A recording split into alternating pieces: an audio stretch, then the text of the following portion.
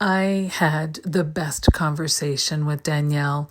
We talked about how critical it is to live authentically, how to model for our children so that they can learn and grow to be exactly who they are meant to be.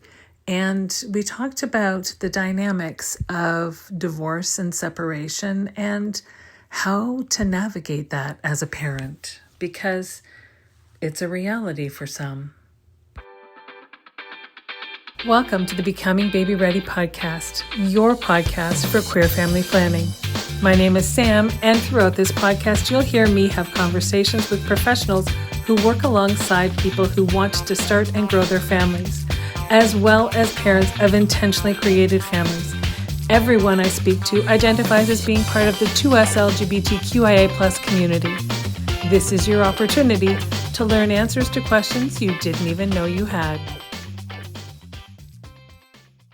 Welcome, everyone. Today, I am excited to introduce you to Danielle. And Danielle and I are going to talk about their family creation story and the evolution of their family, really more in the last several years than the whole start of it all. But I'm not going to tell the story. I'm going to let Danielle do that. So first, welcome, Danielle. I'm so glad that you're here. Please tell us about who you are and the members of your family.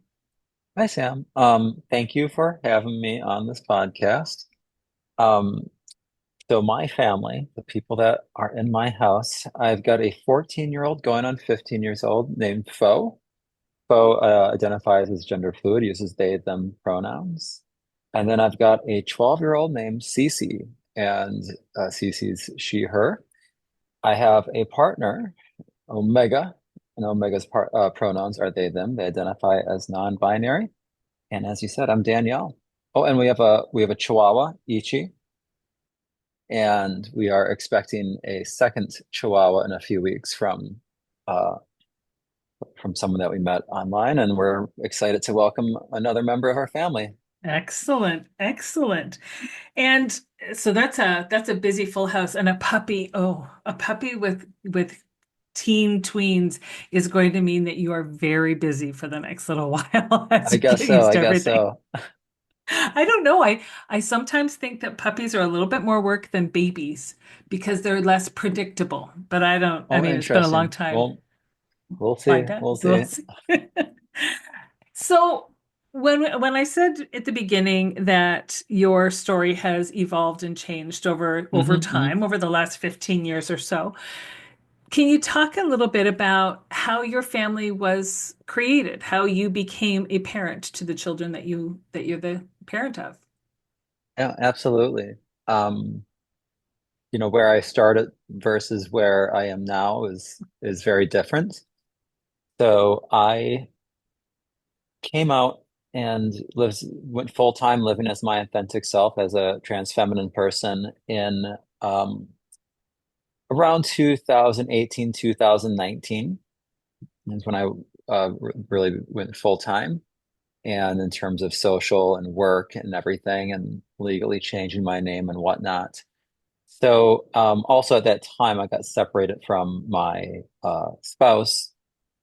So the decision to have kids and the structure that existed before 2018 it was different than it was now. And Mhm. so I think, anybody that's had kids can often share a similar experience about how much it can change you. Mhm. That profound experience of bringing a child into the world just can really reorient you in terms of what you want to do with your life and how you want to grow along with your kids. Mhm. Mhm. So even though my oldest kid, Fo, was maybe I should have this math better in my head, but they were like 8 or 9 years old when I came out. I guess they were eight. Um, Even as soon as they were born, I realized that I had to do something. I had to change. Mhm. And, the length of time it took was what it took. But I knew pretty quickly once they were born that like I was going to have to grow because I didn't want my kids to grow up not knowing who I was. And I didn't want my kids to go through the thing where they're laying in bed and wondering about who they are and not and afraid to talk about it. Right. So, And that's huge, hmm right? Authenticity is something we hear people talk more and more about now, and I feel as though we're finally giving ourselves permission to acknowledge the things that we didn't ever let ourselves acknowledge. And I'm speaking as someone who was late to come out myself. I knew hmm since I was a teenager that I was queer, but I didn't want to do the wrong thing. I didn't want to embarrass anybody. I Sure. didn't I took the path of least resistance, to be hmm fair. And hmm and then, as you say, I got to a point in my parenting pathway that I thought, if I want my children to live authentically, how can I not lead by example? Exactly. I have so much respect for you because that would not have been an easy path. The decision is always easier to stay the course. And people have said that to me so many times. Why did you not just stay? Or it would have been easier. Absolutely, 100%. But that doesn't mean that it would have been happy. That's so true. And I when I look back at my experience of kind of realizing that like I need to present my authentic self and show my kids what it's like to be authentic, right? To be myself. And then that's how you do it. Mhm. Like I remember getting some advice from the most unlikely of places when I was working at coming out. I would seek out support groups kind of wherever I could and looking for, where is my niche? Where are my people? And sometimes you find yourself in support groups with people that are actually also very closeted, Mhm. right? Because we're all looking for support. Yep. And I found myself in a support group. I'm gonna kind of laugh, but like I live in Brooklyn and it's a very like, especially where I was living at the time, kind of the stereotypical Brooklyn Park Slope parent culture, right? Mhm. Everyone's an artist, everyone's liberal, but I found myself at a support group out in Long Island, and I swear half the people at the support group were firefighters and cops that were super scared, right? 100%. Some people telling me that they had two cars, one for this persona, another car for their other persona, Wow. and I'm so I'm like, okay, these are not my people, but I'm whatever, support is support. And Yeah. somebody in that group who I knew was just hiding, deep, deep, deep hiding. And she said to me, she was like, well, are there other queer people in your kids' lives? I'm like, yeah, yeah, they've got their kindergarten teacher is a lesbian, is gay and has family. And this person said, well, how have you ever talked to the kids about that? I was like, well, not really. It just is. Abby's their teacher. It's just very Mhm. normal. Mhm. Mhm. It'd be weird to sit them down and be like, kids, Abby's a lesbian. I would never Right. do that. Yeah. And this person looks at me and they go, yeah, that's what you have to do with you. You have to be just as normal then. And I was like, I remember that. I just was shocked. I was like, holy shit, this person that I didn't think was going to give me like this life-changing advice has kind of laid it out so plain to me. I was like, yeah, I don't want to sit my kids down and say, hey, you know, hey team, time for a family chat, Right. I'm transgender. I didn't Yeah. want to, I was like, no, I'm not ever, why would I do that? Right. I just knew I'm like, this person is so right. I just have to be, and they just have to see it and live with it and just normalize it, Mhm. you know. And so they were what, 8 and 6 or thereabouts at the time? Is that right? Um, well, when I separated from my now ex spouse, the kids during separation were 6 and 8 Mhm. or 5 and 8. I'm kind of trying to remember when people's birthdays are and what month Right. is, Yeah, right. but approximately 5 and 8. And prior to the split, they had started to see me express more feminine sides of myself. So this was slow and it came out bit by bit. So there was never a big Right. rupture. And um, the slowness of it can feel sometimes hard to look back at, but it was what I needed and it worked for them. And it was, I think my younger kid now probably doesn't have many, I don't know how many memories she has of me before Mm. that. Right. And that's fine. And the older one, though, definitely is very aware of it. But I think it's something they take, I think they take pride in it. And I think I think they're proud of it. And I think it served as a model in best case scenario for them and their queerness Hmm. to kind of understand how that, how you have to speak up. Right. Right. And I mean, in doing it gradually or in ways that they see, but isn't overtly, like you say, sitting them down and talking to them about it. Right. You're essentially normalizing it in a way that gives them permission to ask questions if things come up, just as they would, ask you questions about a pair of shorts or brushing the hair or something. It's just part of, okay, this is what's happening today. And so if I have a Hmm. question about it, I'll ask because I can. And it's not had a spotlight shone on it, as you say. Yeah. So Hmm. it's just, okay. So when I don't understand what's happening today, then I ask questions about it and I Hmm. get Hmm. clarification. Um, which, as you say, just it normalizes it for them. Exactly. Exactly. Then they don't feel like it's something that they're supposed to think is weird or different or It, uncomfortable. yes. Yeah. And I think what's interesting about the flip side of that, if there is a flip, if it's fair to call it a flip side or not, but um, Cece, the youngest one, when maybe it was a few years after that, I came out, we were separated, and we were getting to know Omega, my partner, and we all took a trip together, kind of down south for spring break, because we said, let's go to the Shenandoah Valley, right? Mm. So we're kind of in West Virginia. We're kind of we're a little Hmm. bit into territory that can be Hmm.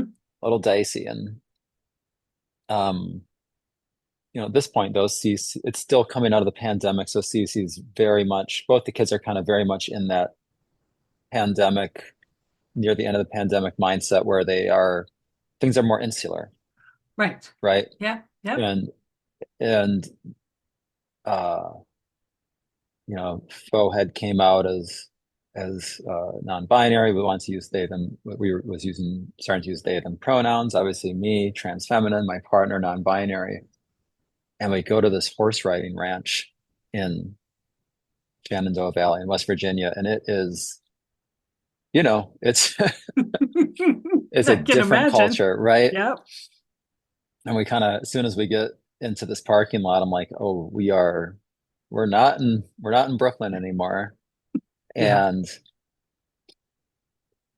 this older gentleman, Southern gentleman, tells Cece to go work with this other like 10-year-old girl who's got, basically who has a horse for her to ride. And like it's gonna be like a 10-year-old girl teaching Cece how to ride a horse, which is really cool. Yeah. Yeah. And so the rest of us are kind of frozen in terror, as this person kind of like misgenders everybody and says uncomfortable things to us, and we get our horses. And meanwhile, we look over and Cece's learning to ride this horse with this other 10-year-old girl. And it's a beautiful sight.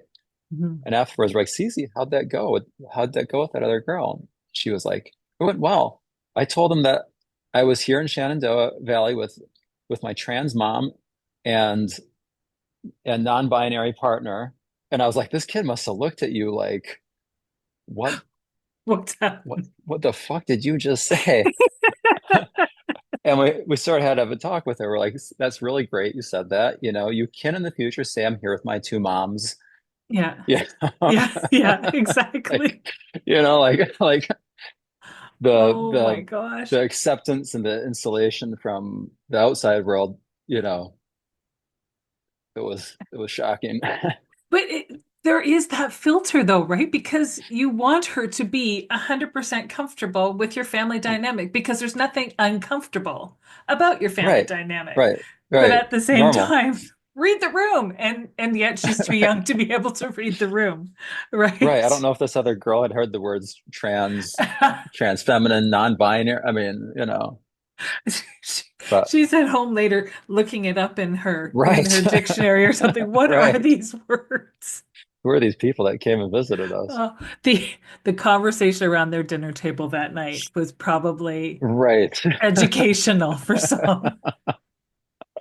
Oh my gosh. So we talked a little bit about how for your kids, you've just normalized it and the family has transitioned the way that it has evolved because that's what was right for your entire family. But you also mentioned an ex-spouse. Mhm. How was that transition within the family dynamic? Was it for them, was the writing on the proverbial wall? Was it a shock? Like how did that unfold for all of you? Um, I mean, anybody that's, I think, for many people that have gone through or are going through divorce or separation, it's a process, Right. right? To give it, to kind of call it what it is. I think we were able to separate without uh, kind of a animosity or like kind of conflict. We were able to do it fairly smoothly, Mhm. and I think that was right for the kids. I think the longer, kind of slower, unfolding of it is honestly a bit harder in the sense of like trying to figure out what is this? Can we make this work? Will this work? Mhm. And then realizing no, it's not going to work. Mhm. And for me, that it's like um, a complicated feeling because uh, on one hand, I've gotten to totally be myself, Mhm. Mhm. right? And that's the greatest gift in the world, and it's wonderful I have no regrets about that. Um, on the other hand, you have to navigate this sort of like, well, what was it like? Why did this happen? Why couldn't this work out? And then how do you do you tell the kids what do the kids think about it? Like how do you then go on to have a more complicated family structure where Mhm. I've described a very outwardly queer family here. I've Mhm. repartnered with someone who's non-binary. The oldest kid has came out as queer, and most of our friends are queer, which I love. Mhm. And so the kids now go between two houses where one house is just by nature queer, and Right. the other one's still I should the word still, but it is more normative in that sense. Right. Right. Um, and that is talking about a longer process. It's like I think there's still some amounts of challenges to navigate those two spaces, especially for the kids, right? Mhm. You Yeah. know, recently discussions about, banned books. And I obviously would support anybody making a shelf of banned books or a library of banned books. But I even look at the bookshelf we have at our house and I'm like, whoo, some books here that are, not even on the banned books list that are more subversive or radical or Mhm. right. And so like even just having a household that's queer, it's like you're already Mhm. almost like the house is populated by things that already have a societal like shunned or pushed aside. And so it's Right. um we're still navigating that, right? Right. Fair. Hold on for just a moment. We'll be right back. You know about Baby Ready because you're listening to this podcast, so you know that we are all about queer family planning and helping you have the family of your dreams. But did you know that we don't abandon you once your baby arrives?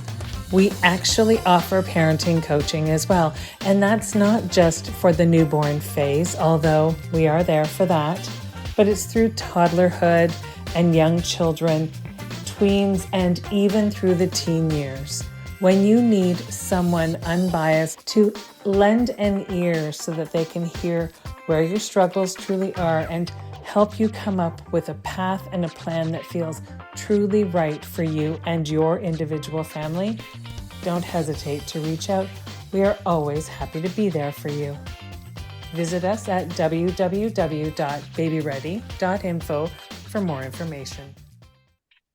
And that's, I mean, I feel like that was probably really difficult this time last year, and yet that much more difficult this time this year Oh, sure. with the change in um, management of the If you country will, and if you everything. will. Yeah, Yeah. right. And so I mean that's got to be that much harder. But even beyond that, when we start our parenting journey, when we decide to become parents and we start that pathway with someone, Hmm. we really intend to be fully involved in those in the lives of our children, hands-on day to day for all of the days and not just some of Mm, them. mm, And so I guess I have a two-part question. One, how do you sort of reconcile that or navigate that? And I speak from experience saying that's probably one of the most excruciating parts of separation or divorce hmm, is hmm, that shift. But also, if there's a difference in approach to life, like a more normative mm. space versus a queer space, and finding balance and respect for the opposite space, like how do Yeah. you navigate all of that? Yeah. I wish I could say I do because I definitely don't sometimes. Sometimes I feel like the boat really crashes for me, like Sure. um I want, with our older kid who's queer, like especially now, like you mentioned the change in management, having like how do what do you do in these cases where the pressure all around you becomes more conform? And Hmm. that's on top of like a normal, the word normal is problematic, I feel like, but like a typical American childhood is often when you go to schools and you try and navigate friendships, there is so much pressure to conform, right? Right. And it's even more so now about like there's fear, right? It's just, and so not being able to be a part of that all the time with Hmm. my kids is very, very difficult. Because I want my kids to feel like they are radically accepted and that they can,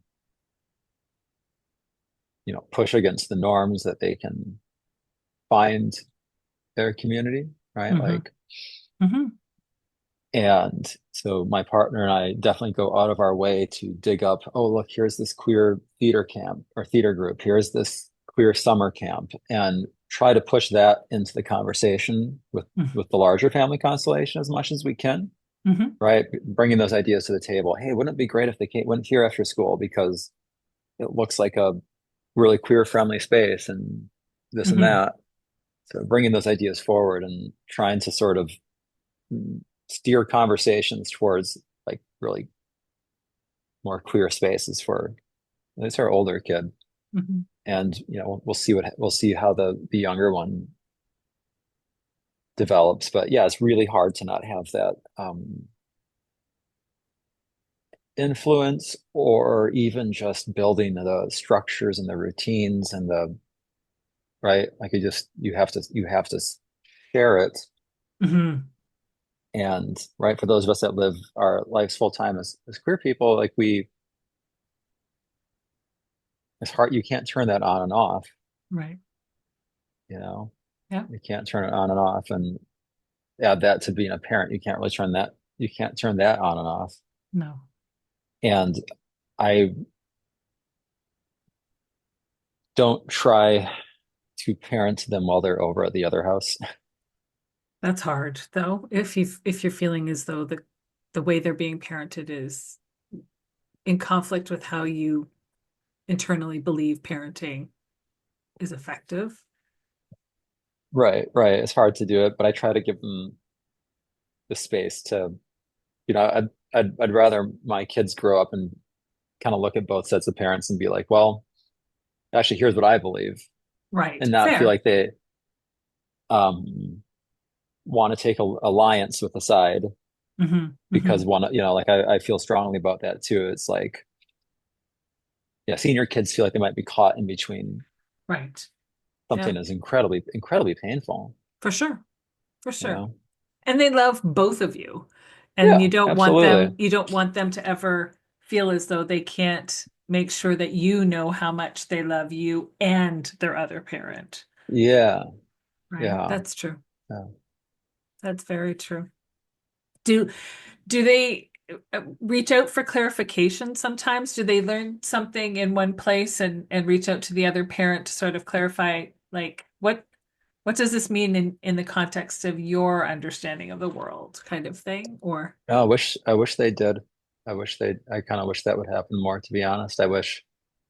Um, Sometimes I wish that the differences could be more out in the open as opposed to kind of pretending that everything's okay. right. I think we're like there's so many intersections that are at play with this because we're the my family we're white, so we have that privilege, right? We Hmm. have that sort of class privilege in it, and I think there's a kind of desire to be like, no, everything's fine, we're good, Hmm. we're Hmm. we're doing this really well, everybody, it's great, Yeah. and not that we're doing it wrong, it's just kind of hard. Yeah, sometimes I wish there was more contrast called out. Hmm. You know, I wish there was more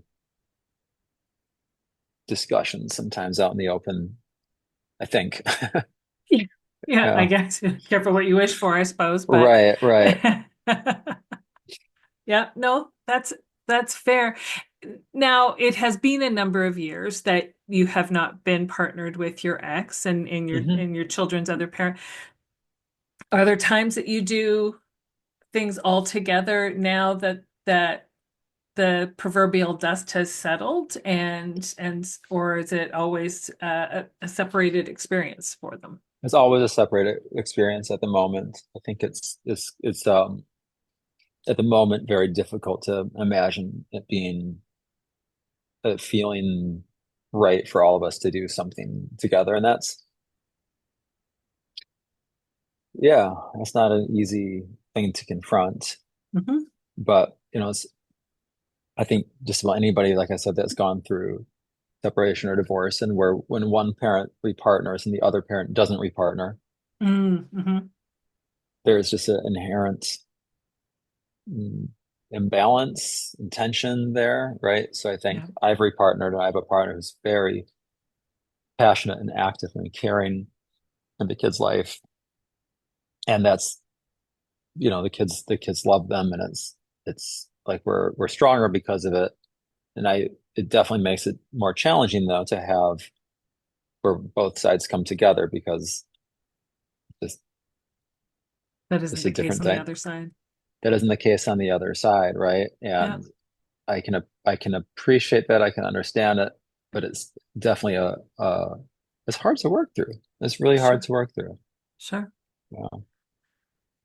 Do you have any advice that you would share with people who are on a similar trajectory with their life, who are new parents or in the process of becoming parents and realizing that the dynamics of where they Mm. are is not the path that they really feel that they should authentically be on? Oh gosh, that is a Just for the simple yeah, questions, you know.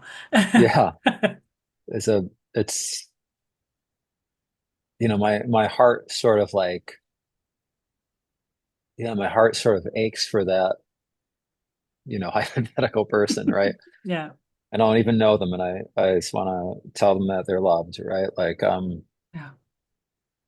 it's I told that goofy story about going out to support group in Long Island with all the closeted Hmm. firefighters. Hmm. And I do go back to that being like reality check, Yeah. right? Like having a kid is a reality check Sure. at one point or another. Maybe not right away. Maybe it's an hour after they're born. Maybe it's when they first enter kindergarten and you have to have that reality check. You're like, oh shit, here we are. Yeah. But like, you know, you're gonna have to do that. You're gonna have to have that reality check at one point or another. And I am someone who would prefer to rip the Band-Aid off Hmm. when when it's possible. And I think you can't avoid it. It'll it'll just slowly consume you, I Yeah. think, to not confront it. And your kids deserve to know you. Hmm. Your kids deserve to experience the the reality of the world, right? Yep. So if part of your kids' experience is them witnessing the discomfort of queer phobia, transphobia, or homophobia, then that's okay, right? Like, Hmm. and I'm not trying to say that my kids witnessed this kind of overt transphobia or queer phobia in their family, but the fact that a parent might be closeted or Hmm. struggling with coming out means that there's queer phobia exists. Sure. And Even if it's that's why they're internalized. exactly, even if it's internalized. So I feel very strongly that like it's okay to, like you owe it to your kids to show them to show them the way the world works and not to pretend that it doesn't Yeah. exist. And so, yeah, like my advice would be find any community. Don't try and look for yourself in the mirror version of yourself. Like, like I was looking for I was looking for other closeted trans people in the Park Slope area that had two kids and worked in, whatever. Like, you're not, Yeah. you might find somebody, but just, find any kind of community. Like I said, I found Mhm. all types of community. I found advice in the strangest of places. Yeah. And um, it's super important to seek it out wherever you can. Don't look for perfection in the community, just look for the community. Yeah. And yeah, and then you got to take your steps forward, and you can't protect your kids from the world, you know. No. Yeah. And I think that right now, these days, especially in the last month or so, has become on almost our knee-jerk reaction. We want to protect our kids from the world. Mm. And we want to sort of shelter them and take them in and put them in this bubble. And when we do that, we are not giving them the tools on how to face it head on, because at some point they're not going to be little children anymore, that they're going to be adults that need to know how to cope, right? Yeah, or and have a experience that isn't sheltered, Hmm. you know, Hmm. or my experience growing up I grew up in central Wisconsin, very Okay. nice, very Hmm. nice town, you Hmm. know, Hmm. like white people nice, like Yeah. Yeah. everyone's nice. Yes. Um, and uh, yeah, there was no visibility to queer people, No. trans people especially, not none. And so in that sense, like the sheltered experience was, you know, it didn't benefit me, Yeah. and I I I struggle with that because it'd be like, oh, why did I hide for so long? It's like, well, did I hide, or Hmm. was it something else? Like, was it that the society didn't have anything Yeah. sheltering, you Yeah. know? Even if they weren't intentionally saying, "Oh no, none of this," they just didn't have examples for you to see to be Exactly. able to relate to. Exactly. Exactly. Everything's okay here. Everything's nice. Yeah. Yes. Very, very nice. Yes. Yes, I grew up in a similar type of an environment, so I have an idea what you're speaking of. I think like the northern Midwest has a certain, yeah, there's a certain shared, yeah. I've heard people compare it to like feeling Canadian and vice Mhm. versa. Like Yeah, some of the nicest goddamn people you'll ever meet. 100%. And and kind of like, Yeah. you know, Yes, might kind exactly. of ignore what the real world is sometimes. Yeah. Yeah. They just don't look over to the left. They just don't Yeah, look over that exactly. way. If you don't look over there, it doesn't exist. We'll be That's fine. that's right. Yeah, those blinders that they put on horses are kind of Yeah, proverbially what are on people too. exactly.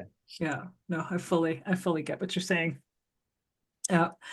I won't take up a whole lot more of your day, but I do want to finish off by asking you one very important question. What Hmm. is your very favorite part of parenting your children? Okay. The easy one. The Just pick easy something. one. Yeah, yeah. No, The no, easy they're one. I'm not, gonna, they're not, they're not yeah, easy questions, right? yeah. Like this one makes like it kind of makes me emotional. Because like okay, I'll get choked up and it'll be a great moment for the be a great moment for the podcast. I remember reading something a few weeks ago. It might have been, might have even been just a post on Instagram about like trying to think back to your childhood when you're growing up and it's like a school night, it's after dinner, and everybody's home, Mhm. right? Like your and I mean it was a fairly written from like a normative point of view, but it's like your mom's in this room, your dad's in this room, and your siblings over there, and you're in this room, and that's it.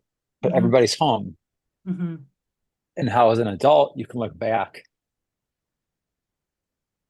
like on that memory and it's like, wow, like how Yeah. special was that, right? Yeah.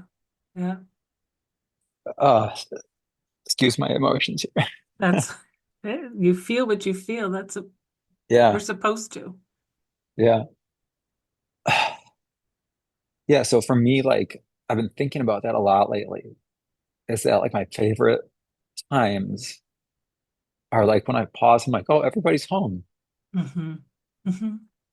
Like everybody's maybe we're not all in the same room. Maybe we're not all like, having a big laugh around a board game or the dinner table. Maybe it's that, one of my kids is staring at TikTok on their phone, and the other one is you know, playing a video game in their room. And, maybe I'm elbow deep in a pile of dishes that I'm just, you know, tired of doing and whatever, but like we're all home Yeah. and we're just like, I'm like, wow, that's so Yeah. There's it's so there's special. safety in that, right? There's Yeah, safety and yeah. love and yeah, I that you're right. That's pretty perfect.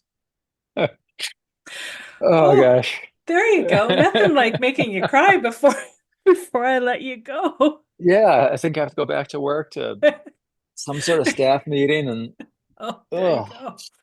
it's okay. It happens Yeah. all the time. Yeah.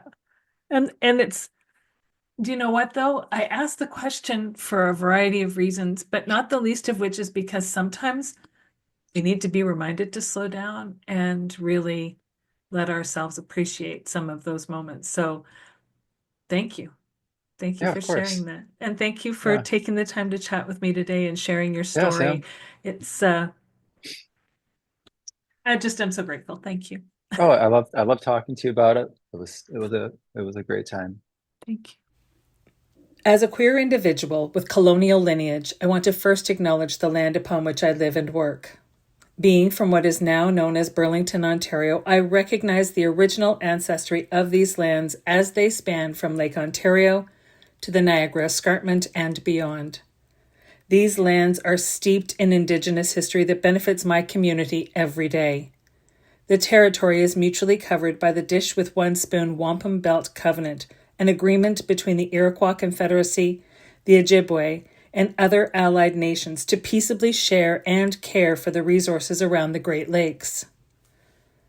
I would like to acknowledge that the land on which I stand is part of the treaty lands and territory of the Mississaugas of the Credit. The land dictates everything about our ways of being. Particularly, the land teaches us about fluidity. Concepts of the binary system and heteropatriarchy were imposed by the colonials who were, at the same time, removing children from their homes, families, and all that was familiar to them.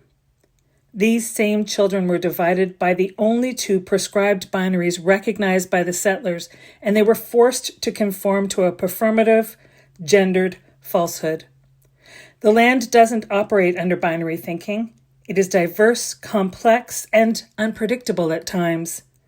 Rather, the land holds us and all of our remarkable paths and identities. Every organism and spirit has a purpose. It is from this understanding that I strive to live and grow. Thank you for joining me today on the Becoming Baby Ready podcast. If you have a story that you'd like to share, or you know someone who might, if you're a professional who works in the capacity of helping people start and grow their families, and you identify as being a part of the 2S LGBTQIA plus community yourself, then please don't hesitate to reach out. We always have room for more stories to share, and there's always more learning to do.